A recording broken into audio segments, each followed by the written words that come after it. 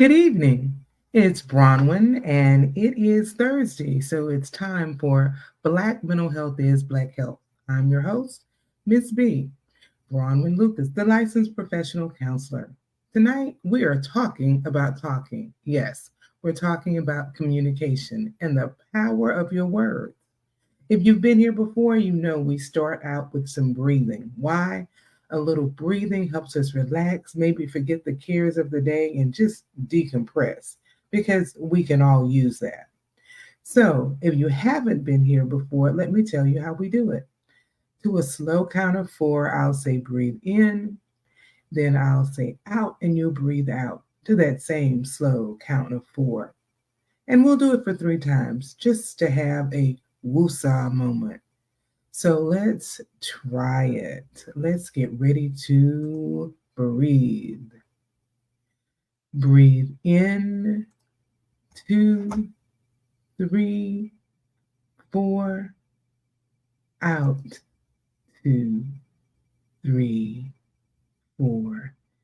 In, two, three, four, out, two, three, four. One more. In, two, three, four, out, two, three, four. Just that quiet moment of breathing. Well, as I said, tonight we are going to talk about communication, talk about the power of your words. Words are so powerful. And once they're out there, we cannot take them back. So let's see. There used to be this saying, sticks and stones may break my bones, but words will not hurt me, or words will never hurt me. That, my dear friends, is one of the biggest lies we were told as kids. Think about it. Words really can hurt. Now, this statement, as I researched it, or this little idiom, has been around since the 1800s. And it was designed, by whoever created it, was seen in newspapers and different things back in the 1800s. It is to be used as a defense against name calling, verbal bullying, and it's supposed to increase resiliency and avoid physical retaliation. Didn't always happen. The part that's not true is that last part, words will not hurt me, because words hurt. Think about a time when you were a child and somebody said something to you that hurt your feelings. For some people, you can think back and you can remember what was said, and you will have some feelings right now. For others, you may think back and you might not have those feelings, but you'll know, oh yeah, they made me real mad when they said that. You will think back and it can just generate something inside of you, and it may have been 10, 20, 30, 40, 50 years ago, but words can stick with you.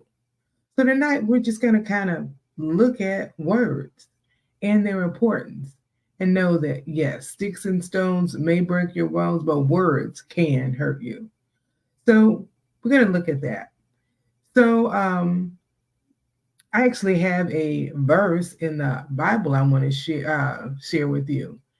Uh, what you say can preserve a life or destroy it.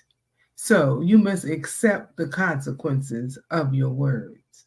What you say can preserve or destroy a life. One version says death and life are in the power of the tongue. Wow, how important is that? So when you think about it, everything you say, it can tear down or it can build up. Which are you going to do? Are you going to be the one that tears people down, or are you going to be the one that builds people up? You tell me. It's your choice what you're going to do. But today we want to talk about just the importance of how that works. Which are you going to do? So I have some things we're going to look at. We're going to look at some communication styles. We're going to look at just this little way to look at communications and see how it might help you. Because as I said, your words matter. Do we want to tear down a life or do we want to build it up? So, this is something I use a lot with clients. It's called the four T's of communication. And those four T's are timing, tone, technique, and truth. So, we're going to look at what are they? What do they mean? And how do they impact us? So, let's look at them one by one. Timing. Sometimes it's a good time to talk, and sometimes it's a good time to be quiet. So let's think about it. So when you think about timing and talking to people, the first thing you think about is this a good time to talk? Now, when we think about time, we can think about actual time on the clock, and that could be part of it. Um, if this person you're talking to is not a morning person, and it's early in the morning, that is not the time to try to have a serious conversation because they're not ready to hear you, or vice versa.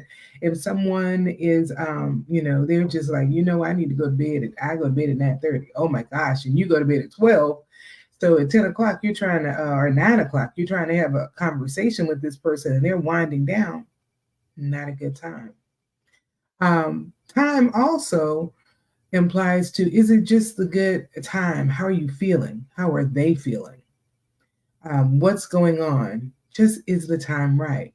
Timing can also be considering the location, the length of time you have to speak. Do you have enough time to fully complete the conversation you need to have?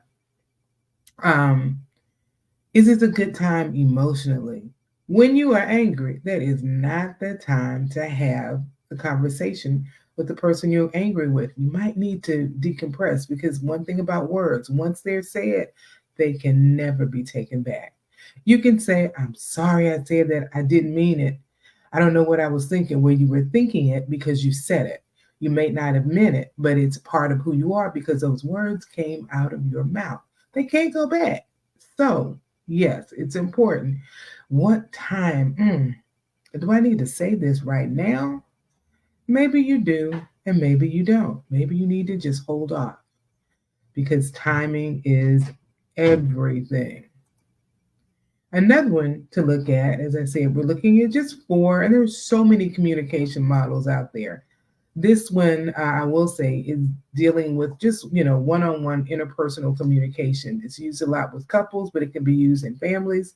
It can even be used in your work setting to think about some of these things. So the next one is your tone. What is the tone of your voice? Man, your tone carries a meaning. The tone can actually change the meaning of what you're saying. What do I mean by that? I'm going to say one word, and I'm going to say it twice. I want you to think, does it really give you the same meaning? Same word. Let's go. Here's number one. What? Here's number two. What? Now that was the same one word. Does it have the same meaning to you? The first one, okay, what? You want to come and see what they're talking about. The second one, boy, it'll probably put you on the defensive because it sounds like the person stating it wants a fight. And it might generate that feeling inside of you. I'm going to do it one more time, but this time two words. And I just bet you might have an opposite reaction depending on how it's said. Number one, come here. Number two, come here. Well, the first one, you're probably more inclined to come over and see, oh, what's going on? What do you want? The second one, you will either want to come with what, or you're like, I'm going the other way. I don't even want to have to deal with you. So your tone can change the meaning. My mom used to always say, it's not what you say, but how you say it. And hopefully that example of what it come here let you know it's not what you're saying. It is how you say it that can impact the message. And then there's your body language, the tone of your body language. If you're talking with somebody and you're all involved and you're just like, yeah, really? Mm-hmm. Do I look engaged? Do I look like I want to talk to you? No. So your tone can impact how a person receives you. How are you looking at them? Whatever. Yeah. So how you say it totally can can change your words. And you really may be engaged, but if you're looking like, yeah, what is that? The other person's not going to want to listen to you, not going to feel they're listened to. Another one is what is the tone of the environment? So, if you, this is like, having a serious conversation or maybe a tense conversation, or even a pleasant conversation. If you're in a place and space where there's a lot of noise in the background, sometimes you'll take a person out to eat to talk, and that can be good depending on the conversation. Some people like to have their breakup in public because they feel the other person won't make a scene. That works for some people, doesn't work all the time.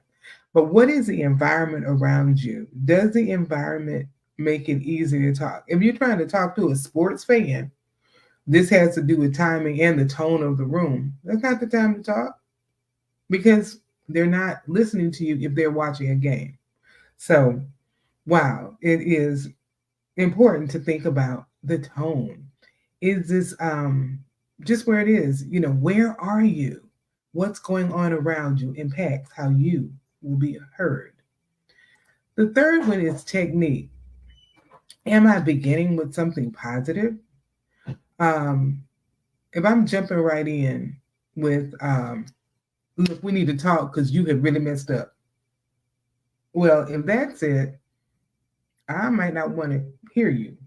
Or if it's, we need to talk because I have this concern. I know you've really been trying, but it's still not working for me, as opposed to, you just still messing up. I don't know what's wrong with you.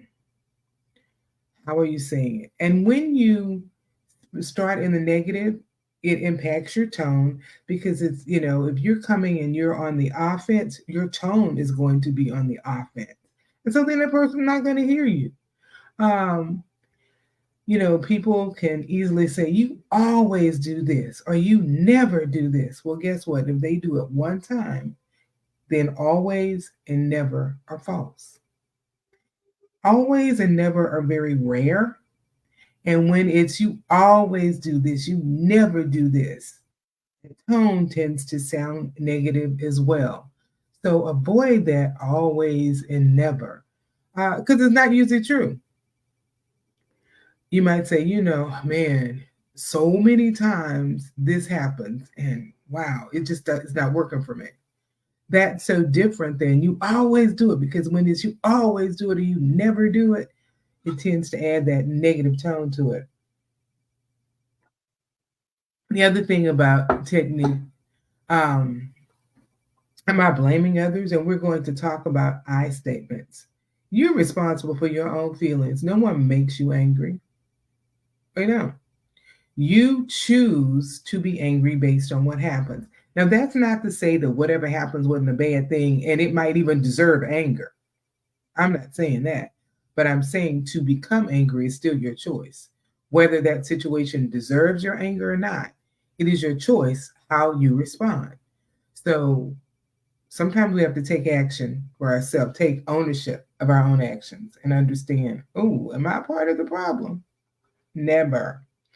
The last of the four things is truth. Am I speaking the truth? Now, of course, we all want to say, of course I'm speaking the truth. I wouldn't lie. Never. Well, here's the other part of that. Are you speaking the truth colored by emotion?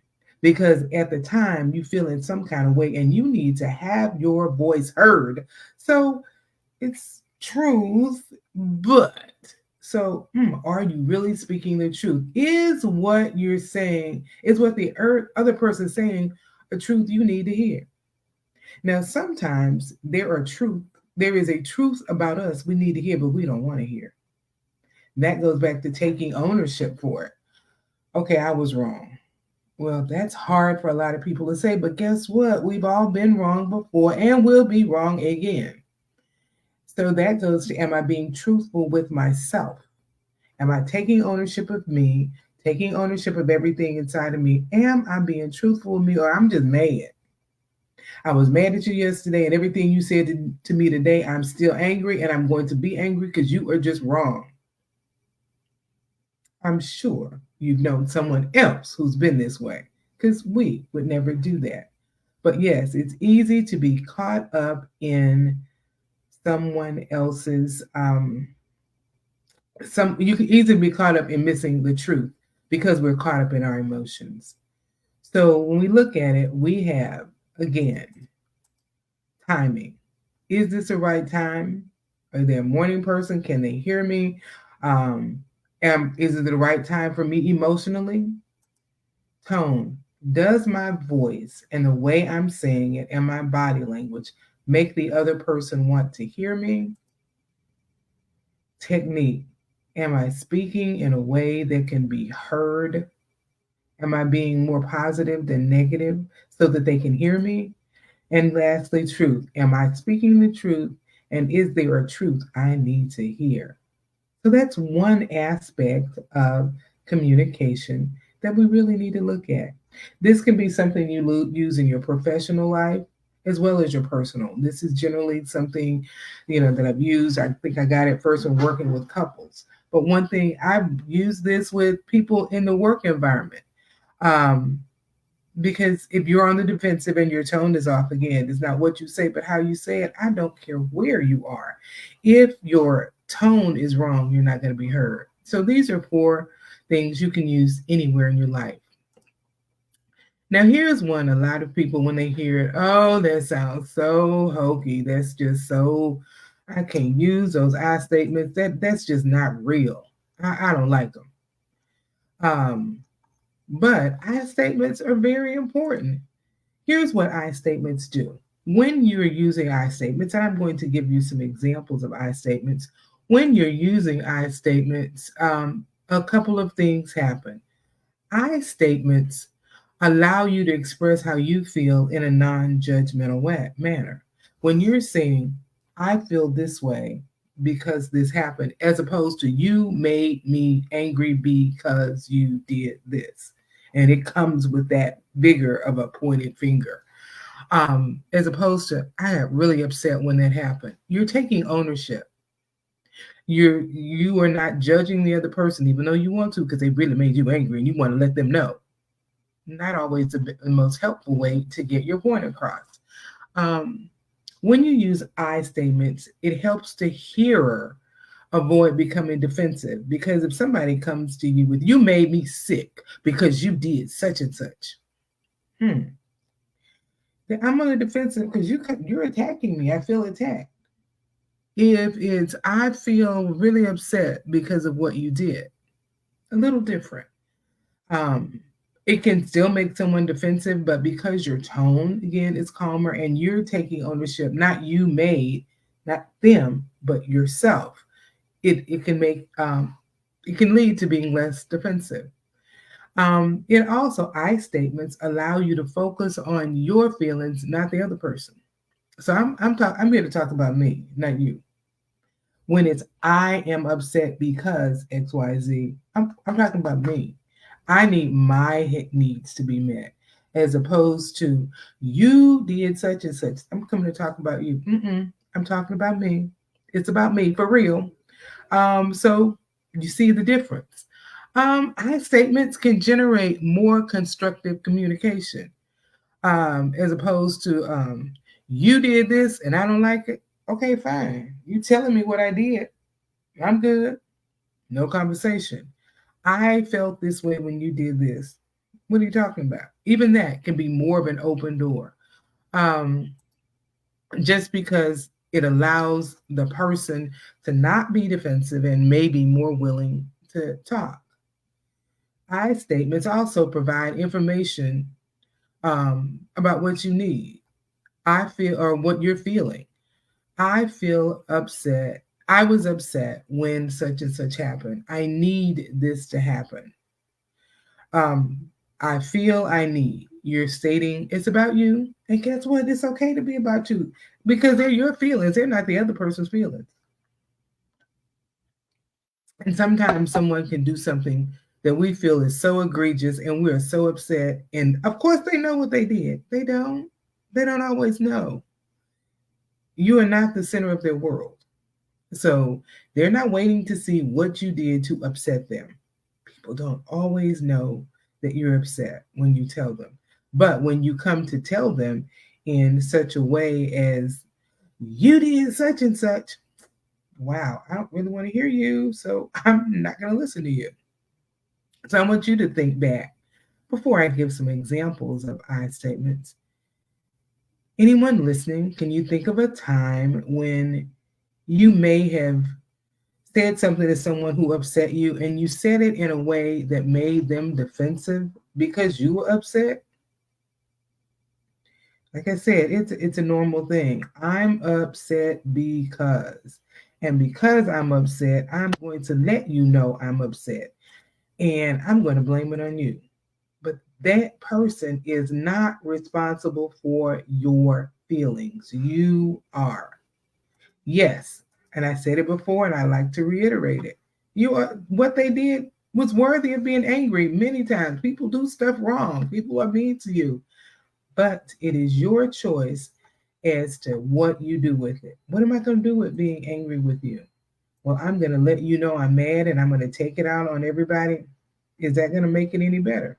Not really. So, yeah, think about what you're saying to them. Think about how you're saying it so you can be heard.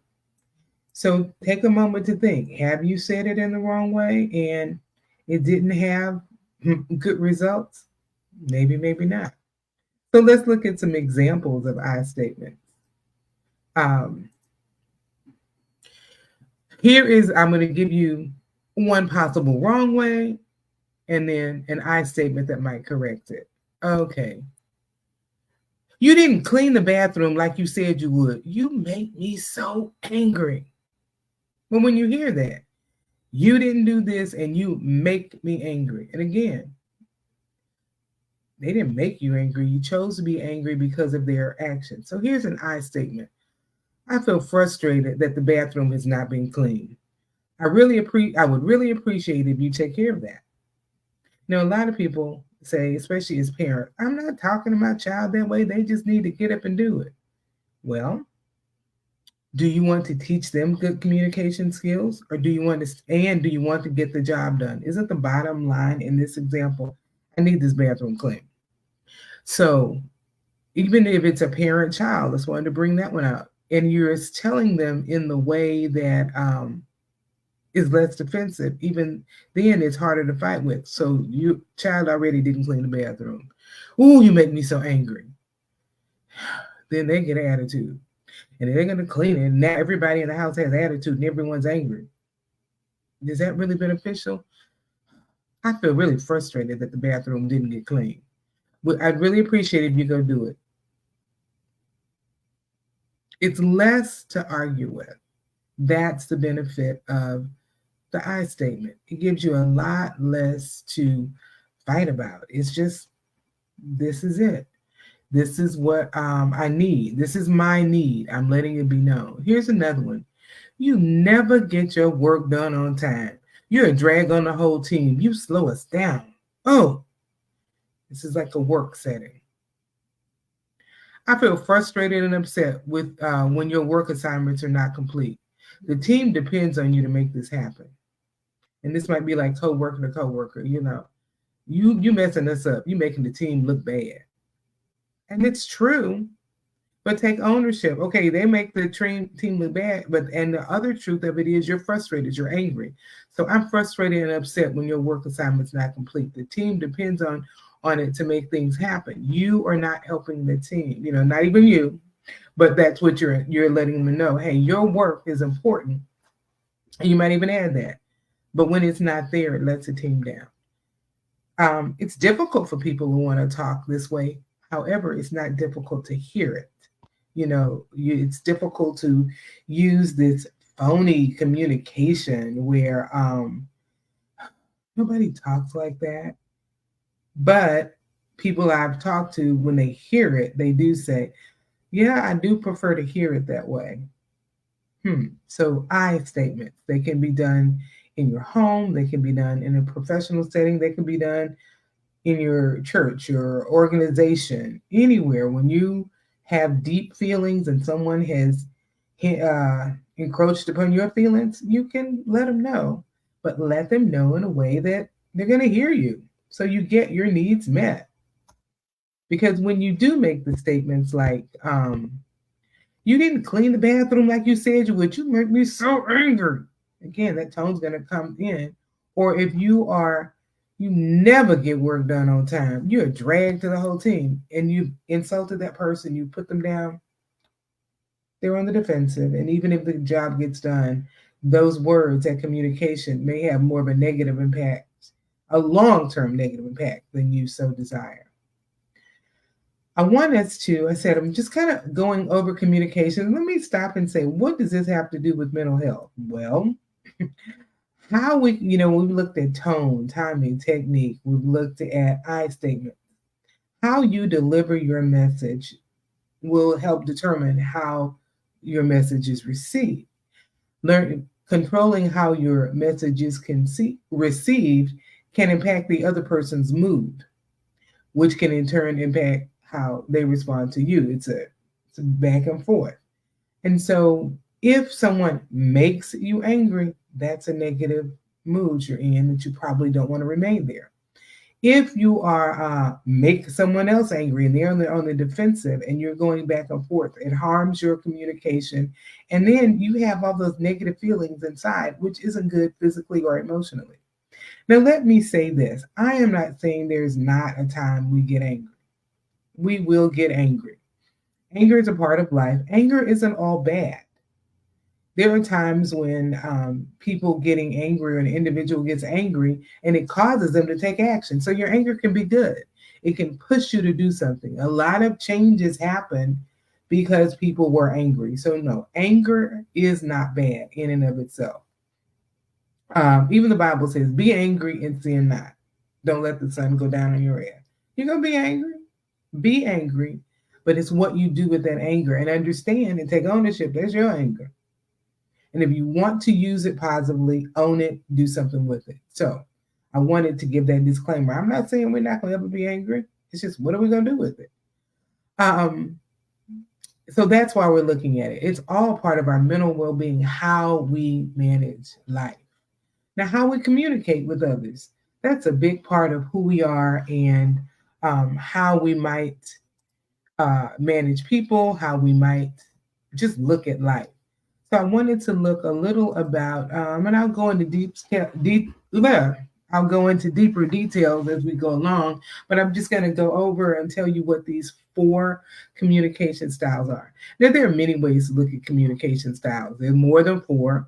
I'm picking these, in the interest of time, I'm picking a few to look at. And this is one model for styles of communication. So I'm going to go through them, and I want you to think about yourself and see which one you feel you are.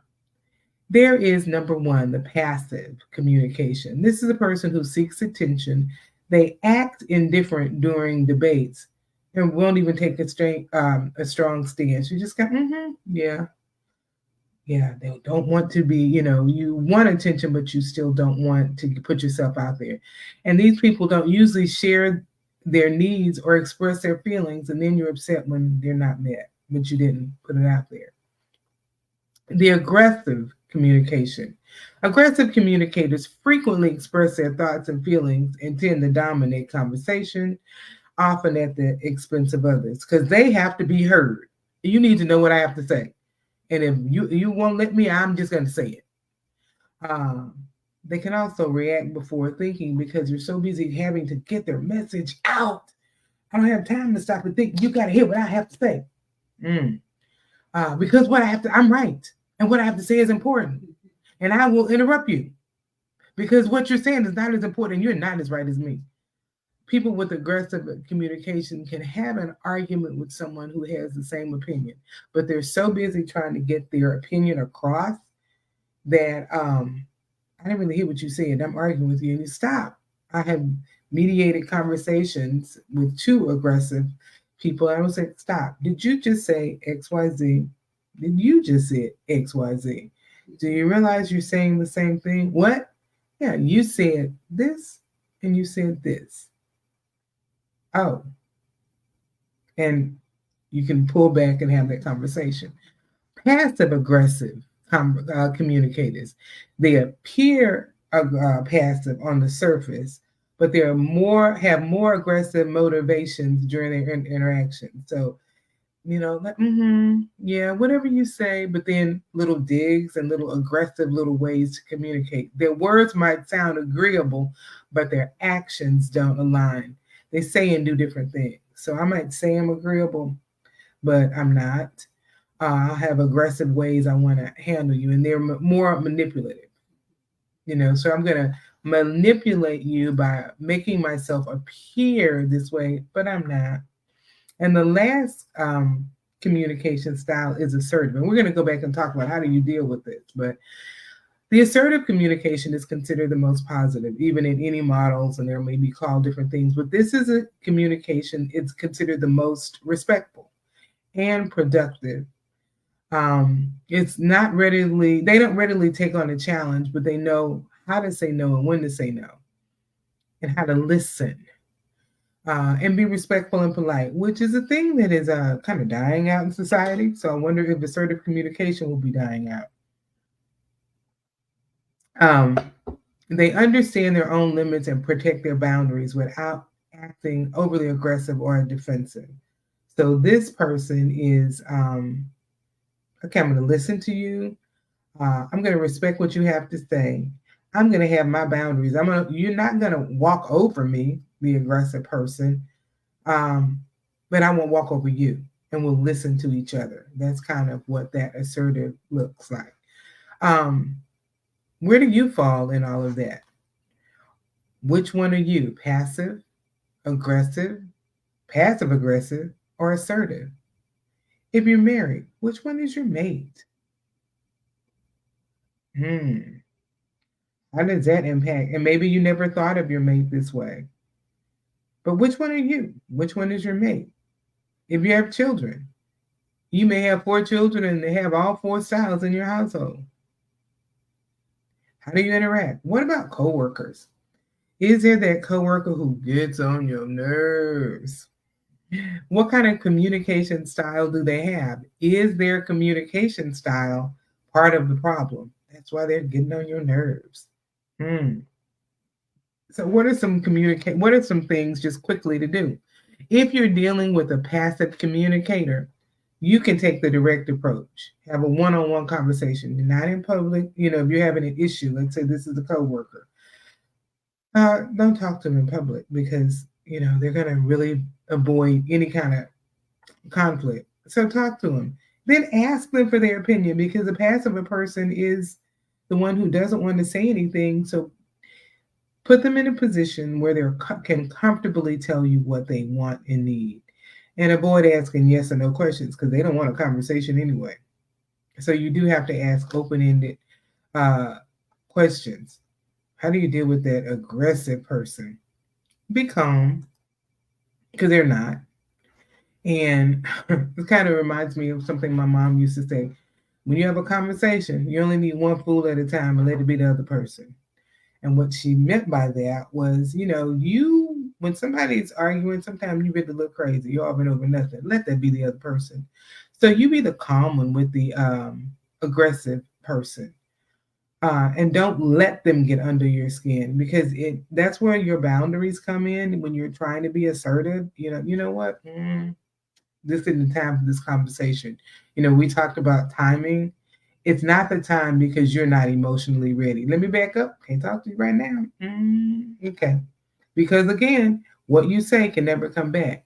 Another way to deal with them is to keep the conversation professional when you're dealing with the assertive person because they're going to be assertive and want to put in personal digs. Keep it on a professional level, in the work setting. And even if let's say your mate or you have someone you have to deal with outside of work and they're an aggressive person in their communication. And so they may not attack you professionally, and you may not want to, well, how do I keep personal? This isn't a work thing. Whatever you are arguing or having an issue with, stay focused on that. This is what we're talking about. So when they come with this personal digs and now you're getting there, woosah, calm down, take a few breaths, either say that we'll continue the conversation later or just keep it focused. So know when to say this conversation's over. I can't talk anymore. I just can't. Um, a way to deal with a passive aggressive person would be to make clear requests. Because remember, they're going to act one way and do another. Um, be real clear. Don't leave room for any confusion or them to pretend they don't understand. They may just want to be that passive aggressive person. When they say one thing and have negative behavior, call it out. But again, not in an accusatory manner, but you want to talk to them direct. Hey, we're looking at this and I'm listening to you. This, I don't know, I'm confused. I'm confused. I need help understanding what's going on. And then say, so, help me out. So when you look at those styles of communication, again, assertive is the most positive. Um, but you still have to, if you are the assertive person, you want to think about your tone, think about your body language, think about your eye contact and your facial expressions. Because even you can be an assertive communicator, but they get on your nerves and you're like, ugh. And those facial expressions can really change everything. So even if your normal habit is to be the assertive communicator, you still have to look for these things because they are important. We're winding down, and I want to end with something I'm doing. So I want to jump to our call to action right now. One of the things I encourage you to do is to think before you speak, because words can never come back. And as I said in the beginning, sticks and stones may break your bones, but words can hurt. And words can hurt as much as a knife in your hand can hurt. They can cut to the quick of who you are. Modify your tone, maybe. Think about how you say it. Be the assertive person in your conversation. In an argument, when you have one person that is able to take their tone down, it can help de-escalate the whole conversation. Be that person. Let your words help, not hurt. Words can hurt. Let them help, even in a negative situation, even in an overwhelming situation. Let them help, not hurt. And then vote, vote, vote. I always end with that. Why? Because voting is important. I know right now in Texas we have a early voting going on. I forgot to look up the last day. But if you go to vote411.org, you can put in your zip code. It will show you the ballot that you have to vote for. We have a lot of different propositions and things we're voting for. Go read them. It is hard to read, but they have the actual verbiage and then they have an explanation. So go and read it. Be an educated voter. So don't just vote. Be an educated voter. It is important. And lastly, in Arlington, those of you who are in this area, I am hosting a workshop called The Power of No. Develop the power of yes. We turn that around. Develop the power to say yes to yourself and no to others. Do you find it hard to say no to your family, your job, your friends, or anybody else? Do you forget to say yes to yourself? If so, then join us as we discover the power to say yes to yourself, November 11th from 10 to 12. It's in Arlington at 700 Highlander Boulevard, Suite 500. If you're in Arlington, it's right off of 20 and Matlock. On the website, you can go back to Black Mental Health is Black Health. If you're not alive and listening to it now, there's a QR code for registration, and registration ends on the 7th. So I hope you would like to join us in the workshop. So as we end tonight, we're going to end a few minutes early, but I want you to think before you speak, because your words have power, and use the power you have to do good. See you next week. And if you're not coming to the workshop, pass it on to someone else. Maybe it'll benefit them. Think, meditate, and chill. Bye.